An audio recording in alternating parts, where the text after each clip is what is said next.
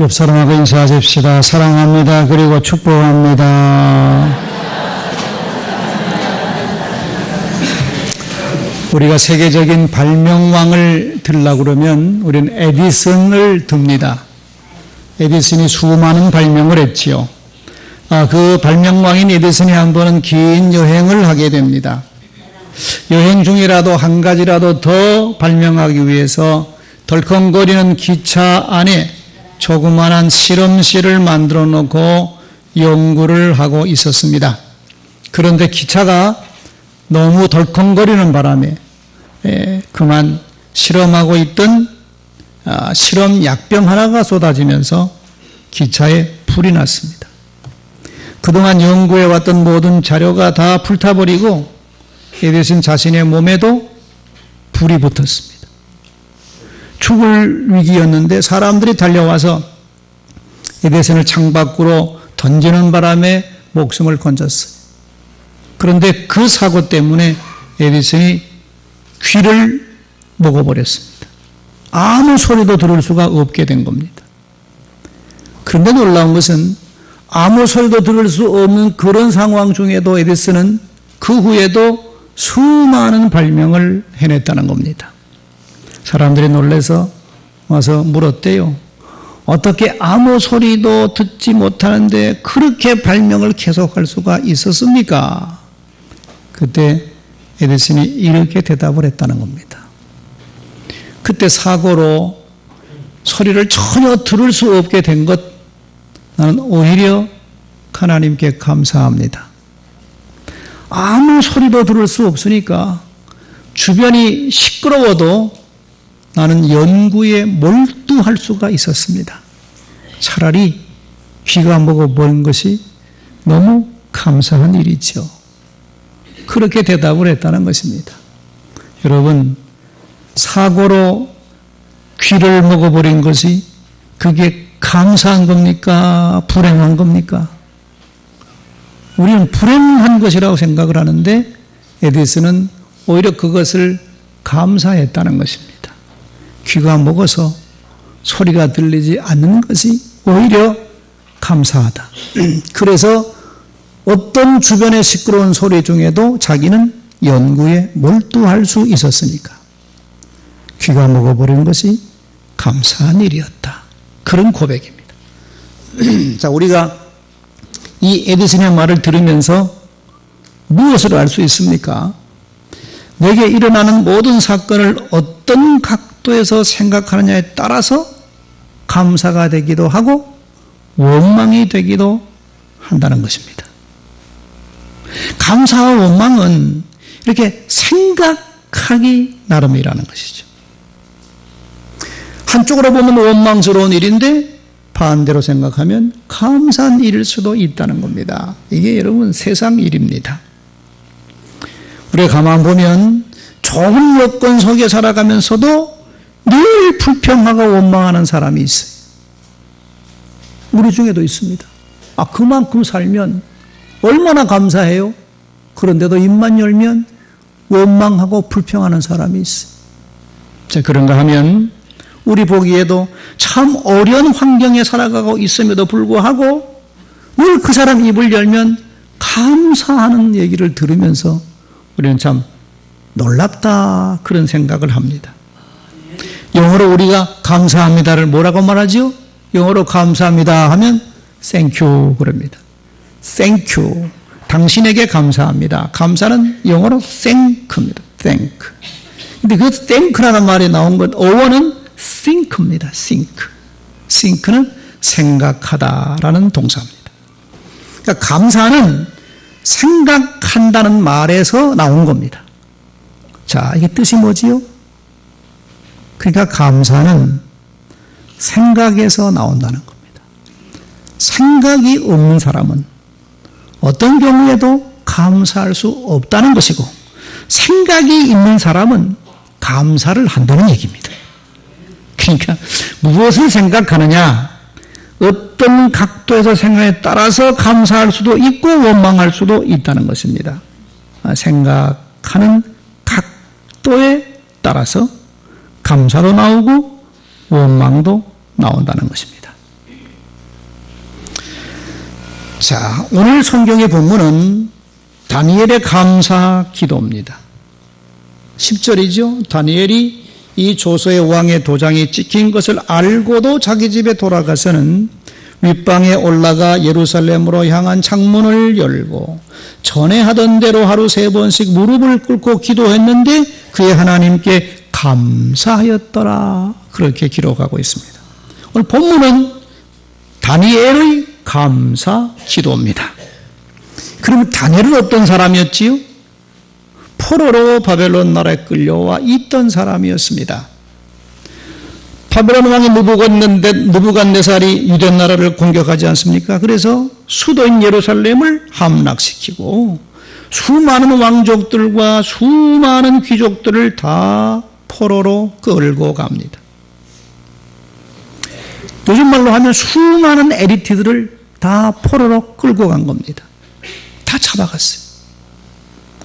역사가들의 연구에 의하면 그때 포로로 끌려간 사람들이 약 5만 명이나 되었다. 그래요. 엄청난 사람을 포로로 끌고 간 겁니다.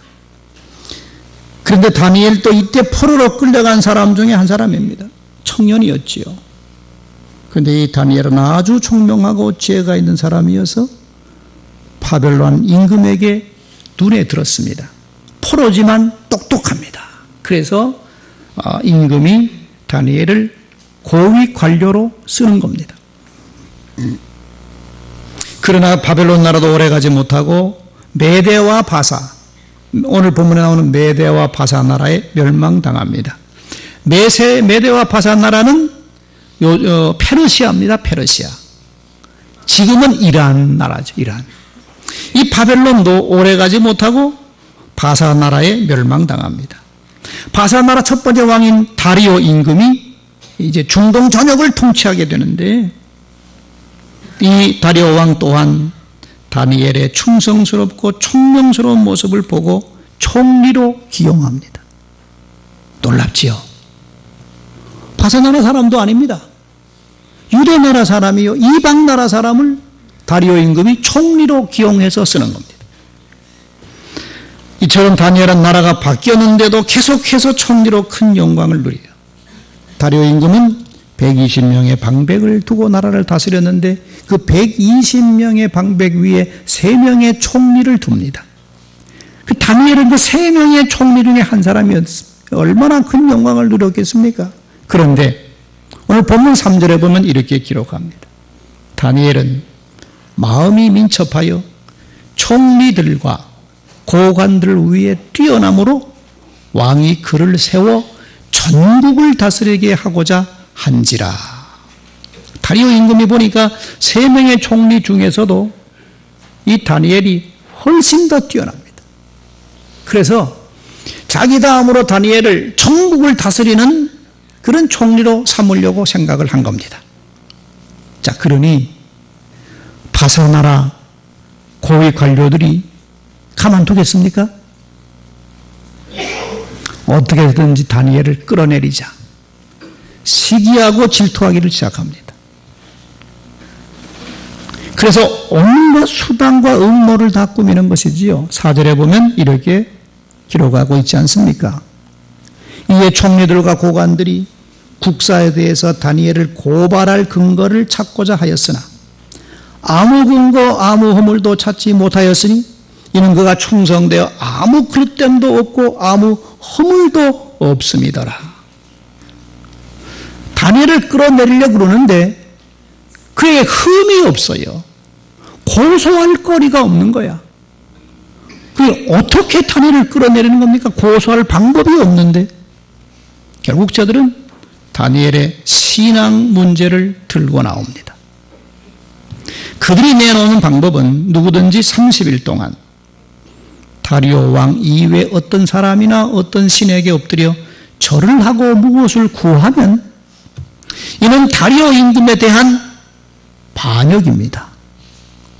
그래서 이런 사람이 발견되면 지휘 고아를 막론하고 잡아서 사자굴에 집어넣자 결의를 합니다. 그리고 다리오 임금의 허락까지 받아냈습니다. 완전히 다니엘을 매장하려고 하는 올무를 놓은 겁니다. 상황이 다니엘에게는 아주 불리하게 돌아가고 있는 겁니다. 자, 그런데 10절을 보면 이렇게 기록하고 있지요. 다니엘이 이 조서에 왕의 도장이 찍힌 것을 알고도 자기 집에 돌아가서는 윗방에 올라가 예루살렘으로 향한 창문을 열고 전에 하던 대로 하루 3번씩 무릎을 꿇고 기도하며 그의 하나님께 감사하였더라. 만약에 이런 모습이 발각이 되면 자기는 사자굴에 던져지게 됩니다. 그런데 다니엘을 끌어내리려고 하는, 매장하려는 그들이 다니엘을 감시하지 않겠습니까? 감시하지요. 그런데도 다니엘은 이렇게 하루에 3번씩이나 창문을 열고, 창문을 닫는 것도 아니고 창문을 열어놓고 공개적으로 하루에 3번씩 하나님 앞에 기도했다는 것입니다. 이거 뭡니까? 날 죽여라, 그런 얘기죠. 날 사자굴에 집어 던져넣어라, 그런 것과 진배가 없지 않습니까? 상황이 이러면 기도를 하더라도 문을 닫고 기도하든가 몰래 하든가 그렇지. 다니엘은 그렇게 하질 않았어요.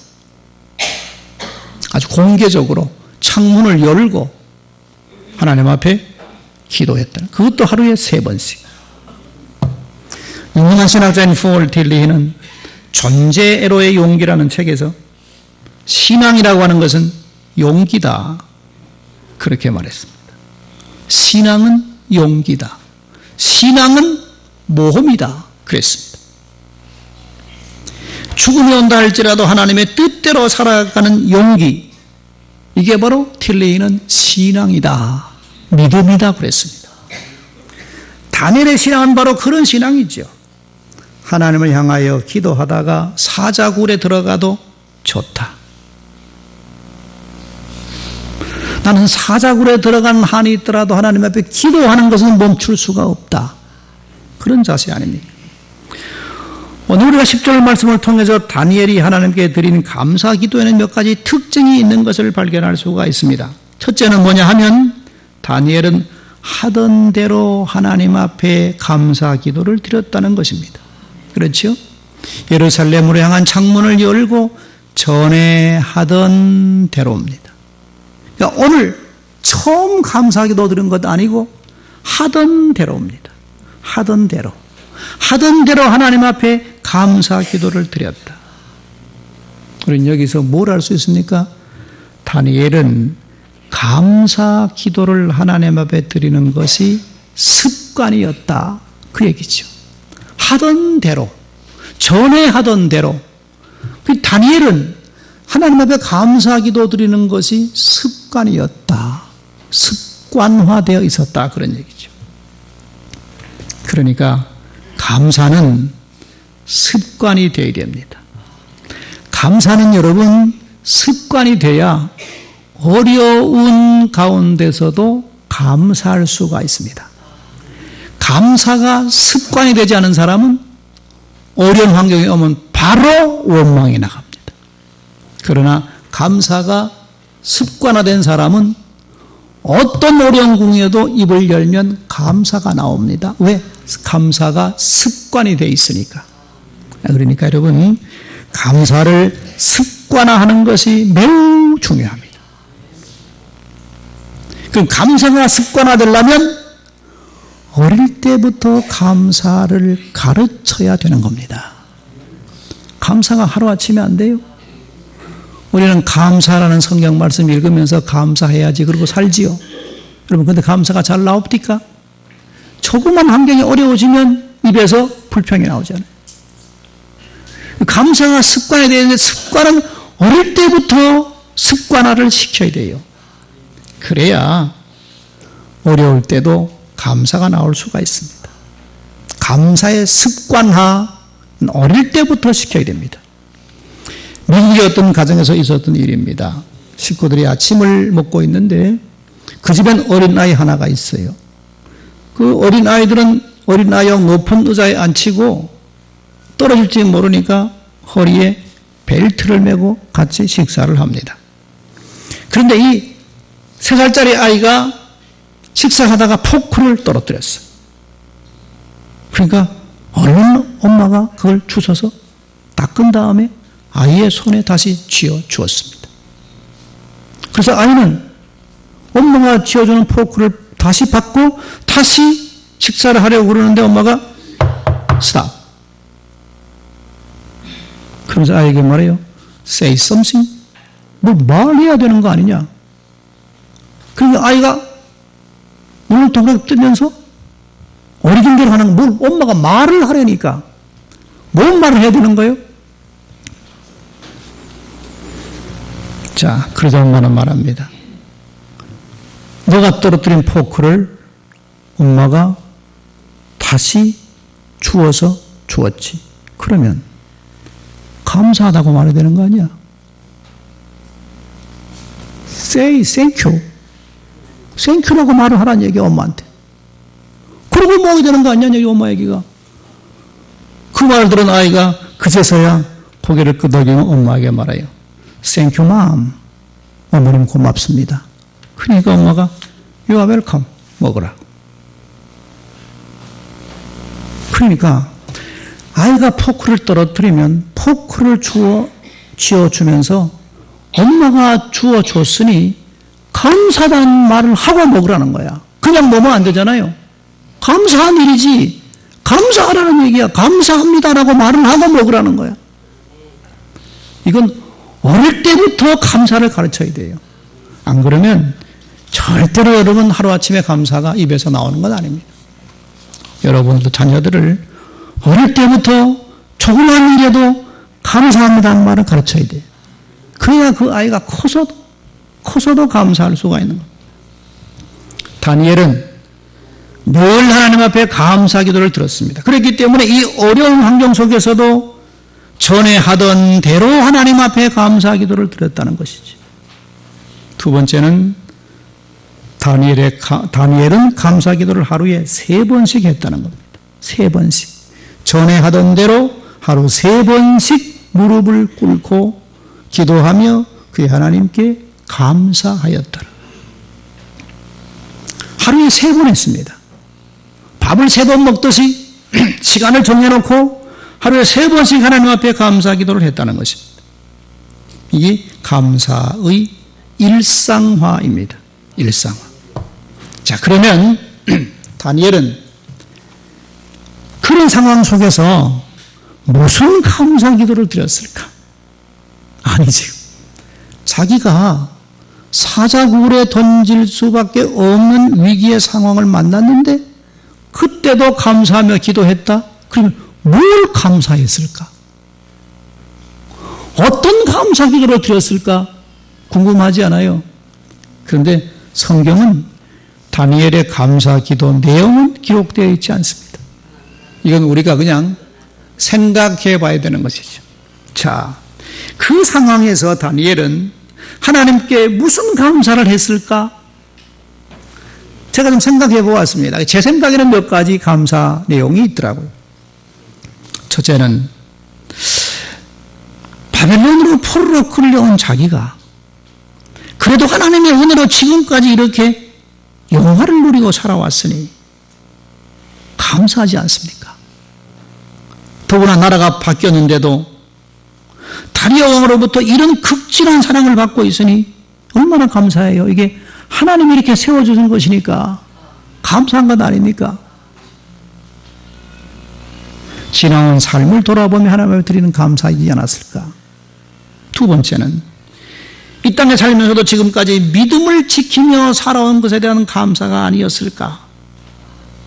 우상을 숭배하는 나라, 우상을 숭배하는 문화 속에서도 자기는 우상을 섬기지 않고 하나님 믿는 믿음을 잘 지키고 깨끗하고 거룩하게 살아온 것에 대한 감사, 그 감사 기도가 아니었을까 생각해 봅니다. 마지막 세 번째는 비록 신앙을 지키다가 그것이 올무가 되어서 죽게 되었지만 깨끗하게 믿음을 지키다가 죽을 수 있게 된 것에 대한 감사. 신앙을 변절하지 않고 끝까지 죽음 앞에서도 하나님을 믿는 믿음을 지키며 살아갈 수 있도록 자신에게 용기를 주고 결단을 주신 하나님의 은혜에 대한 감사가 아니었을까 생각합니다. 그렇다면 감사는 누가 하느냐? 오늘의 삶에 만족한 사람들이 감사할 수 있습니다. 만족함에 대한 감사가 아니라 그러면 나머지 감사는 조건부 감사입니다. 그런데 우리가 하는 대부분의 감사는 조건부 감사가 많습니다. 여러분, 조건부 감사란 뭡니까? 내가 바라는 조건이 이루어지면 감사하는 감사입니다. 내가 기도하는 대로 이루어 주시면 감사하고 이루어지지 않으면 감사하지 않는 겁니다. 이건 조건부 감사입니다. 이런 조건부 감사는 과거에 받은 모든 은혜를 잊어버리고 있는 사람들이 하는 감사입니다. 우리가 과거에 받은 은혜가 얼마나 많습니까? 근데 이걸 다 잊어버리고 오늘에 있는 것만 좋을질하며 드리는 감사. 이건 조건부 감사입니다. 이런 조건부 감사는 하나님이 기뻐 받으시지 않습니다. 우리가 하나님 앞에 드리는 모든 감사나 헌금이나 봉사는 무슨 조건이 붙으면 안 됩니다. 하나님, 내가 이렇게 드리니 내 이걸 좀 소원을 이루어 주십시오. 이건 조건부입니다. 대가를 바라고 드리는 감사고 뭔가 대가를 바라고 하는 헌신입니다. 이건 하나님이 기뻐하지 않습니다. 조건을 걸고 하는 거니까. 하나님은 우리의 드리는 감사나 헌금이나 봉사가 무조건적인 것이 되기를 하나님은 원하십니다. 왜냐하면 그 하나님은 우리를 죄와 사망에서 구원해 주신 그 하나님의 은혜가 얼마나 큽니까? 다른 모든 것들은 우리에게 주어지지 않는다 할지라도 이것 하나만만 가지고 우리가 무조건 하나님 앞에 감사할 수 있어야 되는 것입니다. 나를 죄와 사망에 구원해 준 하나님의 은혜에 대한 무조건적인 감사와 헌신, 이걸 드릴 때 하나님은 우리의 감사와 헌신을 기뻐 받으시고 우리의 바라는 바를 아시는 하나님께서 우리의 바람에 응답해 주시는 것입니다. 그렇지 않고 내가 구하는 것을 얻기 위한 대가로 드리는 감사와 헌금은 하나님이 안 받으십니다. 우리의 드리는 감사와 우리가 하는 헌신은 주님 앞에 무조건적인 것이 되어야 됩니다. 여러분 단에 드린 감사가 앞으로 무슨 복을 달라고 자신의 생명을 구해달라고 드린 감사의 기도였습니까? 아니었습니다. 이제 사자굴에 들어가서 죽을 겁니다. 더 이상 바라는 것이 없습니다. 지금 오늘까지 지켜주시고 이대로 살게 해주시고 믿음을 끝까지 지키며 살게 해주신 하나님의 은혜에 대한 감사, 이 마음밖에 없습니다. 이것이 다니엘이 드린 감사의 기도였습니다. 어떤 동네에 착한 이발사가 한 사람이 있었대. 신부님이 이발을 하러 왔어요. 정성껏 이발을 해드렸습니다. 그랬더니 신부님이 이발 요금을 내는 겁니다. 이발사가 그랬습니다. 신부님, 이발료는 받지 않겠습니다. 저도 하나님 앞에 봉사하고 싶어서 그냥 깎아드린 것이니까 돌아가십시오. 저도 하나님의 일을 좀 하고 싶습니다. 제가 할 수 있는 일은 이발이니까 이발료는 내지 않아도 됩니다. 그랬더니만 신부가 고맙습니다.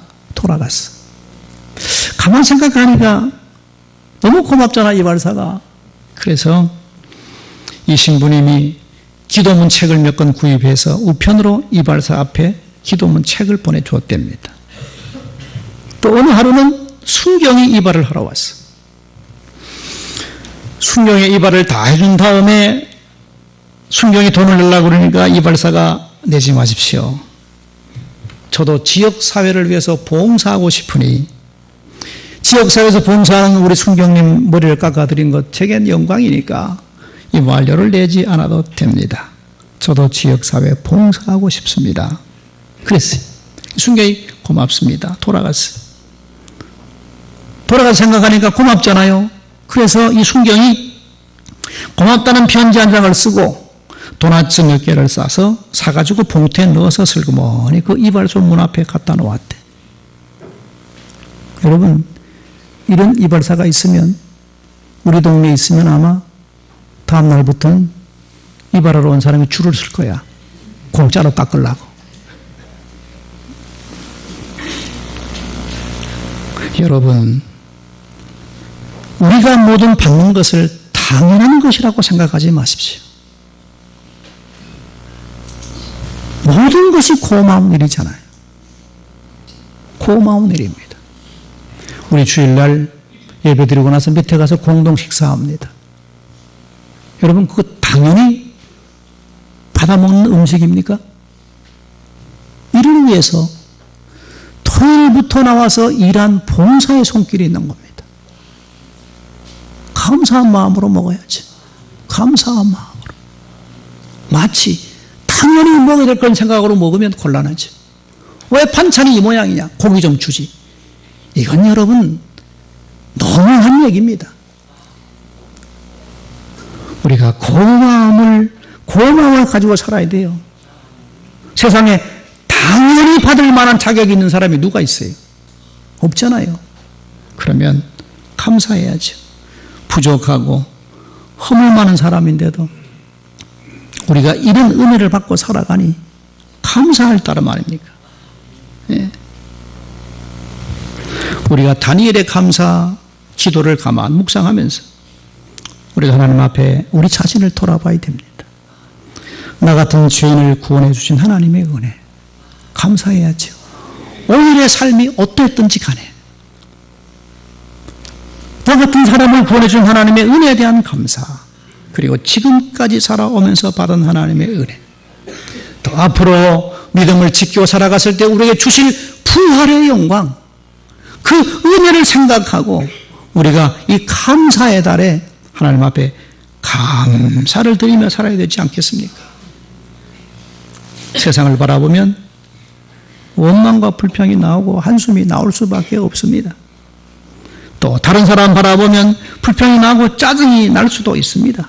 그러나 우리가 하나님을 바라보고 나를 바라보면 오직 감사할 뿐입니다. 이 하나님을 향한 감사가 우리가 습관이 되어야 됩니다. 늘 이 은혜를 잊어버리지 말아야 됩니다. 그래서 우리도 다니엘처럼 입만 열면 감사 기도가 우리 입에서 흘러나올 수가 있어야 되는 겁니다. 내 상황이 어렵든 내 상황이 형통하든 간에 우리는 입을 열면 하나님을 향한 감사의 기도가 다니엘처럼 습관적으로 나올 수 있어야 된다는 것입니다. 이럴 때 하나님께서 우리의 감사를 받으시고 우리 앞에 다가오는 어떤 시련도 넉넉히 이겨낼 수 있도록 하나님이 지키시고 보호해 주실 줄 믿습니다. 다음 주일은 추수감사주일입니다. 1년 동안 받은 은혜를 기억하고 하나님의 기뻐 받으시는 감사를 우리가 드리는 한 주일 되어 주시기를 주의 이름으로 축원드립니다. 기도합시다. 하나님 은혜입니다. 많은 사람들 가운데 우리를 부르셔서 하나님의 자녀 삼아주시고 하나님의 자녀로서 이 땅에 살아갈 수 있도록 우리를 불러주신 은혜를 감사합니다. 그리고 오늘까지 이렇게 살아올 수 있었던 것이 하나님의 은혜입니다. 믿음의 굳건한 반석 위에 서서 부활의 영광을 바라보면서 우리도 믿음을 잘 지키며 살아가는 사람들 되게 하여 주시옵소서. 예수님 이름으로 기도드립니다. 아멘.